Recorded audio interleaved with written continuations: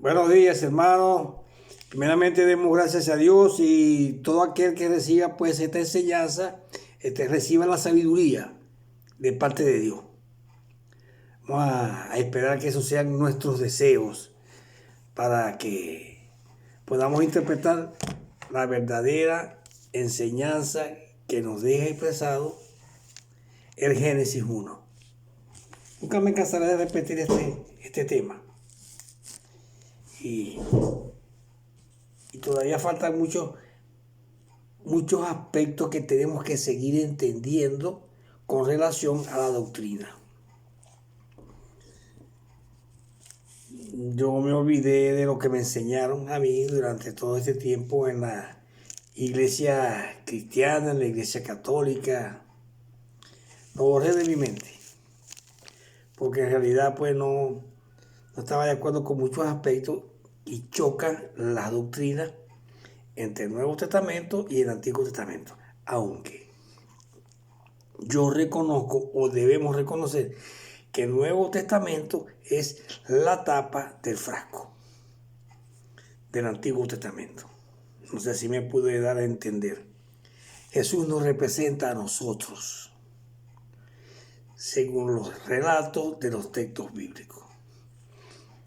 Las últimas expresiones de Jesús fue que nos llenemos de amor, que amemos a nuestro prójimo como a nosotros mismos. Ese es el mensaje principal. Y también tenemos un mensaje principal que tenemos un retorno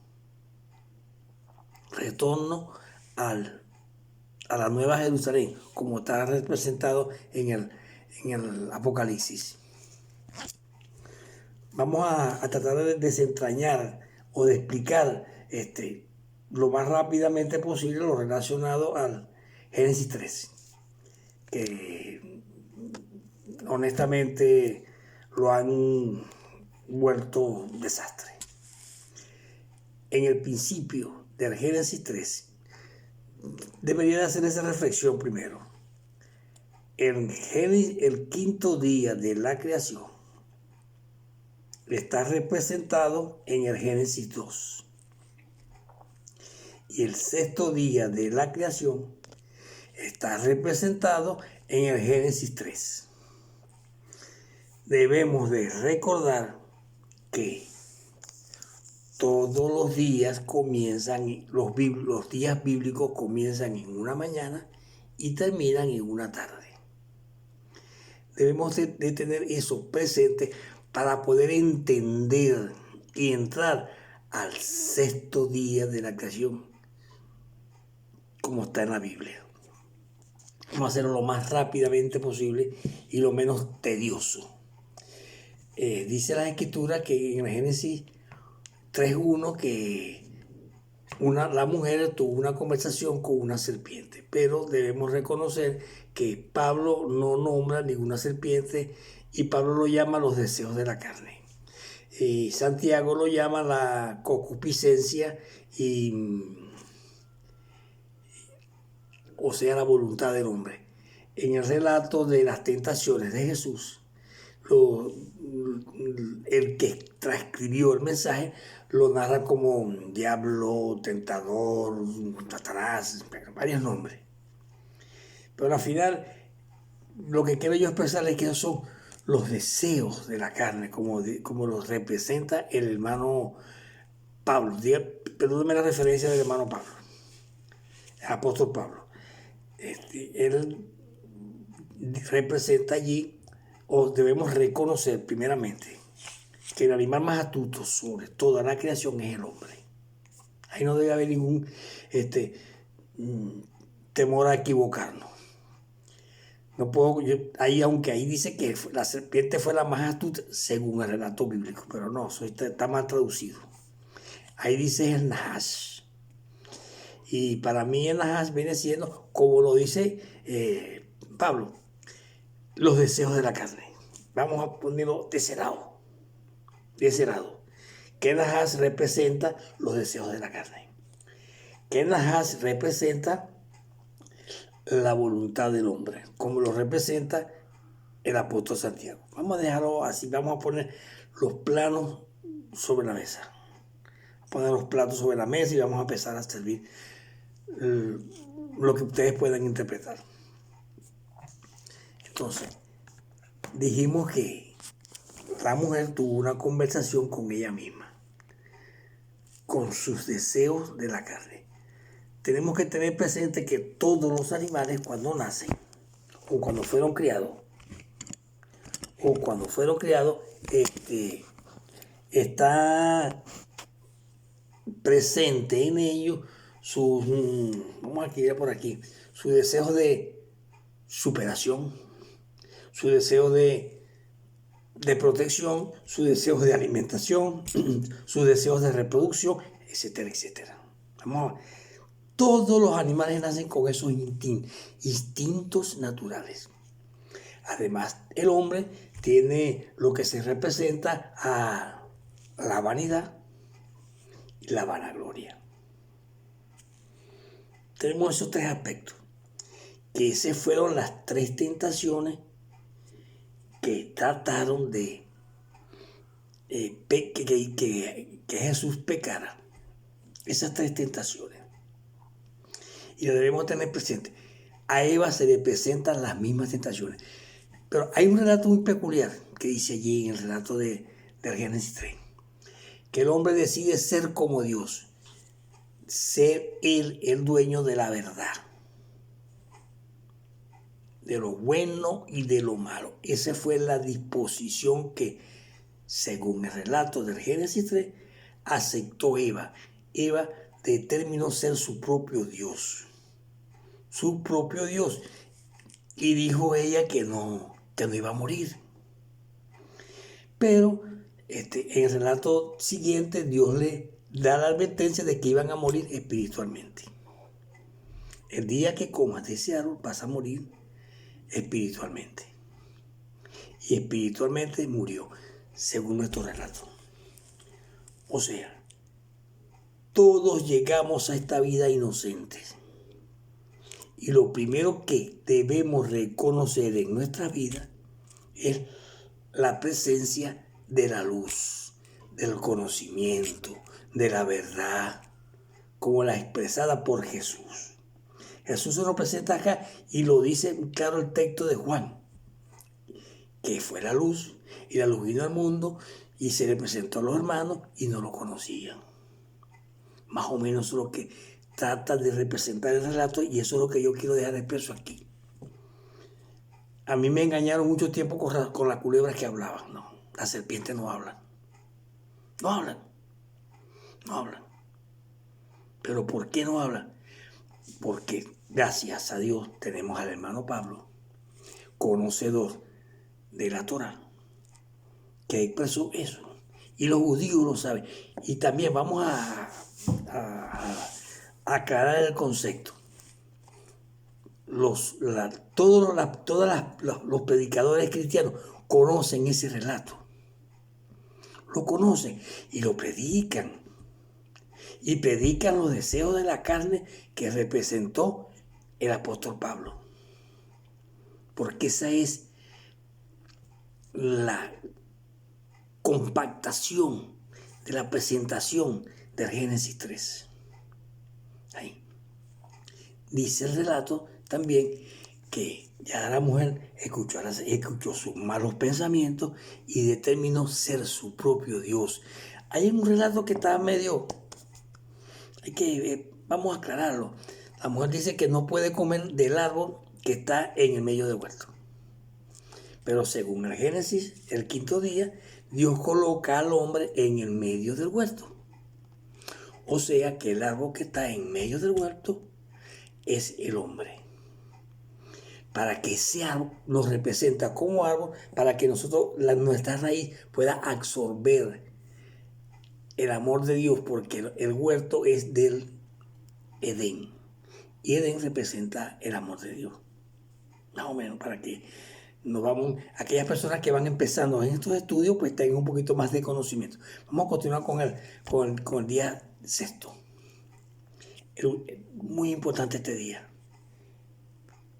Ya pasamos La mujer pensó mal, dijo que ella no iba a morir. Nada, seguimos. Y ella vio que todo, que ella podía hacerlo y que todo era bueno. Ella podía disponer, de hacer, de sus vanidades, de su vanagloria, poder satisfacer sus necesidades corporales, etcétera, etcétera. Entonces, dice la Escritura que, perdón, que Eva incita al pecar al hombre, porque así lo refiere el texto. Cuando dice Adán que la mujer lo engañó, porque esa es la propagación de la mentira. Porque si hay una verdad, existe una mentira. Entonces dice la Escritura que se les fueron abiertos los ojos, reconocieron de que habían pecado contra las instrucciones o la alerta que Dios le dio. Porque Dios le dice a ellos o a la mujer, como ella se lo interpreta a la serpiente, que ella puede comer del árbol que está en el medio del huerto. Ahí está más redactado, ahí no es los árboles, ahí es el árbol que está en medio del huerto. Creo que eso lo van a encontrar ahí en el Génesis 3, 2, Génesis 2, por ahí está, 2, 3, donde dice que ella puede disponer de hacer las cosas, todas las cosas las puede hacer, pero Dios le recomendó que no hiciera las cosas de sus deseos corporales, de sus deseos de la carne, como lo representa el hermano Pablo. Más o menos. Ahí estamos entrando ya en calor. Tenemos 11 minutos. Bueno, vamos a hacerlo lo más rápidamente posible para si llegamos al final. Todavía hacer este video ya 2 veces y no he llegado al final. Entonces dice el relato que ellos escucharon la voz de Dios y se ocultaron con sus creencias. Cada quien se encerró en sus creencias. Eso es lo que dice el relato. Se dieron cuenta de que estaban desnudos y escucharon la voz de Dios. Escucharon la voz de Dios. Muy importante, porque todavía hay personas que son sordos, que Dios está llamándolos y ellos no se hacen los sordos, pero sí saben que están haciendo algo que no es normal, porque están satisfaciendo los deseos de la carne, su voluntad, como lo dicen en el Nuevo Testamento. Entonces, escuchan el llamado y salen. Dice la Escritura que se taparon con taparrabos de hojas de higuera. Hojas de higuera viene siendo la creencia nuestra. Con nuestra creencia tratamos de ocultarnos de la presencia de Dios. Pero ellos dijeron, heme aquí, Señor, aquí estoy. Aquí estoy, como lo dijo Jesús, aquí estoy para hacer tu voluntad. Y Dios los perdona. Dice la Escritura que los cubre con una piel nueva.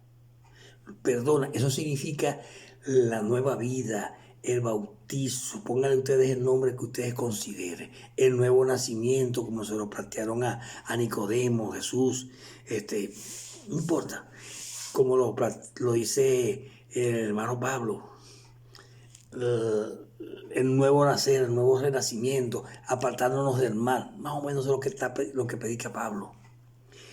Y ellos salen perdonados.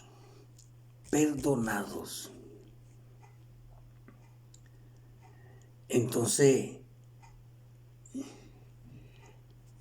el relato ya está mucho más avanzado ya. Ellos son perdonados.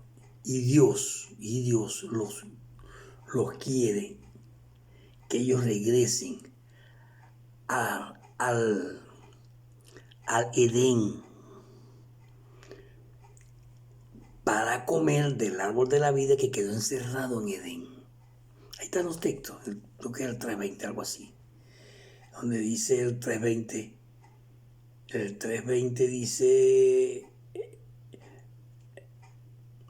y llamó a Adán. Bueno,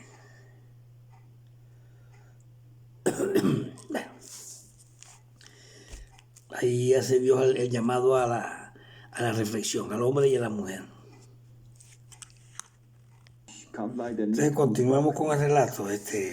Tenemos acá ciertos aspectos que tenemos que tratarlo de lo más rápidamente posible para darle una buena explicación con relación a la serpiente, donde el relato dice que la serpiente está dentro de la tierra, de nuestra tierra. Nosotros representamos, nuestro cuerpo está hecho del polvo de la tierra.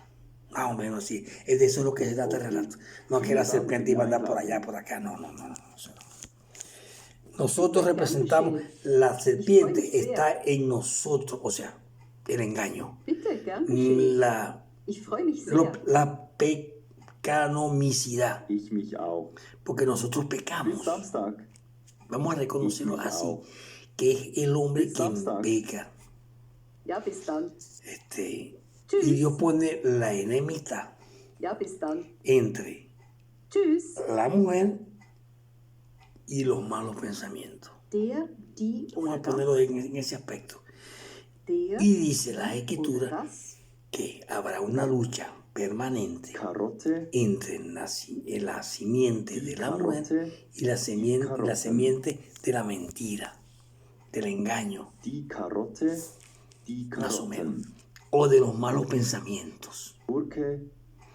Vamos a definirlo como serpiente, como está allí, para que más o menos no se vayan enredando en sus pensamientos, porque hay que reconocer lo que es así. La persona que lo hizo así no lo hizo con fines malos, sino que nos da una explicación más o menos infantil para que nosotros, a medida que nosotros vamos absorbiendo nosotros vamos absorbiendo la vida, nos vamos dando de cuenta, porque eso es una cosa pausada. Dios siembra el árbol, pero ese árbol tenía que crecer, porque así lo dice el texto. Lo siembra allí para que el hombre crezca, dé frutos, y para dar fruto tiene que haber crecido, y después que da fruto se multiplica. Más o menos, ese es el relato, las cosas que nos quieren dejar interpretados en Génesis 13. Y también dice la Escritura, ya dijimos ya que le dice al hombre que tiene que sacar los cardos y los espinos que sembró en su corazón. Y a la mujer le dice que es la luchadora entre la simiente de ella, que van a ser los futuros hijos de Dios. La mujer es la reproductora. La mujer tiene un papel muy importante dentro de las Escrituras, porque es la reproductora, o es la encargada de la educación, por decirlo así, la de transmitir a las nuevas generaciones los aspectos fundamentales de la doctrina. Pero también dice la Escritura, por sus frutos lo conoceréis. O sea que el árbol de la mujer tiene que dar también buenos frutos, y el árbol del hombre también tiene que dar buenos frutos, o de la humanidad, vamos a ponerlo de ese aspecto. Hay mujeres que son ejemplares, que han sido padre y madre desde un principio, y son mujeres de ejemplo. Entonces pone la enemistad entre los deseos de la carne y el nacimiento de los nuevos hijos de Dios. Cuando nace un niño, viene envuelto en una piel nueva, y ese niño viene inocente, porque según los relatos del Génesis 1, tenemos cuando la luz entra al mundo, o el conocimiento, y nos separa del desconocimiento.